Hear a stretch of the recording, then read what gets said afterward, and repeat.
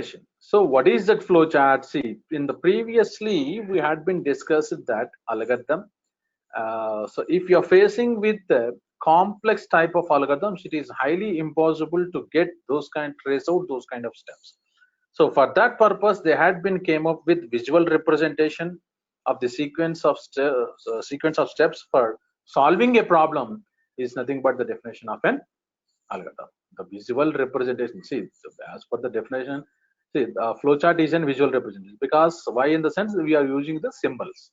So how and what kind of symbols we will see in the later, in the further coming things that we are going to see.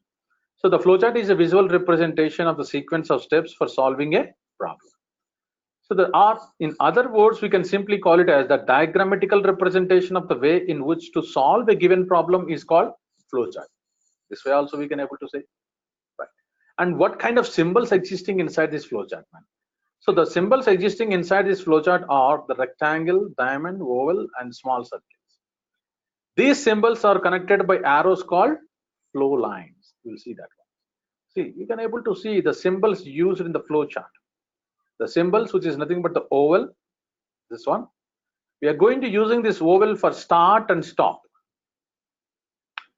And for input and output, we can able to use, and for input and output operations, we can able to use for parallelogram. Or we can able to use this kind of input as for the parallelogram and hybrid as for the output operation also. Okay, right. Then the next one here is the rectangle, where the rectangle is trying to define, giving you the definiteness. That means whatever the logic that you're writing, then C is equal to A plus B, like that we are able to go on writing those things. Then if you're facing any kind of conditions, that means either Boolean values in the sense of true or false or yes or no. So at that point of moment, we can able to use, if it is yes, go to this kind of step. If it is no, then we can able to go to another step. So this is the indication, the Boolean value, the conditional things that we can able to represent using a diamond symbol. Right. The sequence of connectivity was being given according to the flow lines. Using this kind of arrow marks, we can able to use. Right. You can see one of the best examples. See, this is the only symbols in the sense. These are the most common symbols that we are using. Apart from these things, also there are many symbols is also there, and we can basically use MS Visio. Microsoft Visio is one of the tools that we can able to go for designing this kind of flowcharts. Or UML-led, that means IBM Rational Rows is one of the tools that we can able to use to design this kind of flowcharts also. Or UML-led is one of the things that we can able to design some kind of use cases using this kind of flowcharts also. Okay. So there are many things are there, tools are there, but the basic things that we are going to be designing as part of C programming. Okay, right? We has been discussed.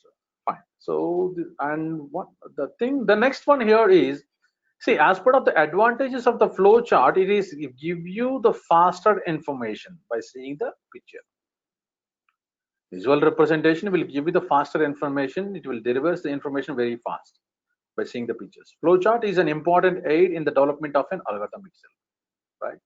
Easy to understand a program itself, independent of a particular programming language. That is one of the most thing.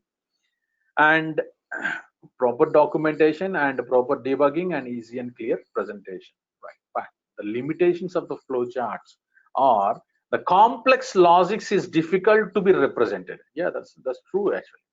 Because see, in that one also, if the complexity of the sequence of process is heavier, then the drawing is also impossible. Some kind of situations. So that's what they're calling it as complex logic is difficult to be represented. Drawing is time consuming. That is also one of the points. And technical details are hidden. It don't appear any kind of technical details. And the next one is the simple examples that we are going to be taking. This example of a flow chart. Swapping two numbers, right? So the swapping of two numbers using the third variable and without using a third variable, right? So let us see one of the best example with using a third variable, right? So I have an algorithm that the step 1 is start and step 2 read n1 and n2. That is what the inputs that we are going to be put it in the parallelogram, and this one is nothing but oval shape. Start and stop are to be in the oval shape, and for input and output, those things will be in the parallelogram. And for rectangle, wherever the definiteness, that means the main basic formula that you has been defined. So that is what the representation we are calling it as an rectangle. So let us see now. Start, read num1 and num2. Num1 is holding a value which is nothing but 10, and num2 is holding a value which is nothing but 20. Let us assume like. Right, then I said that I am going to using a one of the third variable temp is equal to num1. That means what does it consist of, man? Temp is equal to 10. Num1 is equal to num2. What does it says, man? The num2 is holding a value 20 that was being overwrite with the value of num1. Okay, so and stored with the value 20. Num1 is having what, man, now 20. Then num2 is equal to temp. So what is the temp value? It was consisting of 10. So the 10 was being stored into the variable of num2. It was being overwrite with a value of 10. So finally the values has been exchanged. So previously num1 is 10 and num2 is 20, but now as after the execution of this logic, then we are going to be giving you the output as num1 is equal to 20 and num2 is equal to 10. So finally it was going to be stop. So this is how we can able to use, this is how we are going to using the flow charts for this program, right? So you can able to design your own also, and you can able to see one of the thing, the flowchart, to find the largest among the three numbers. But this is one of the prettiest good programming.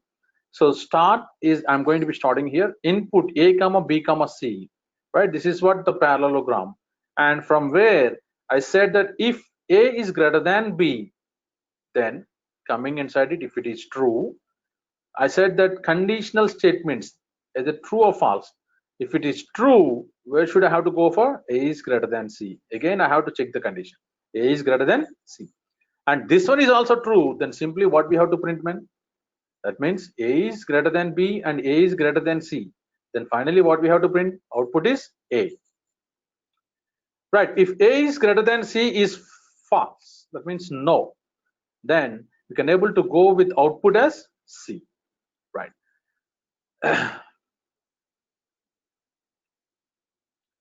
Right, then so if both, if A is greater than B is false, then where I have to go, man? B is greater than C.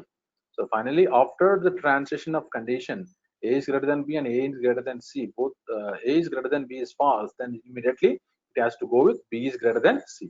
Then finally it has to print the value of B. So this is how the yes and no conditions is going to be joined here. Finally it was going to be stopped at end position. So this is what the all the things about flow chart. Okay.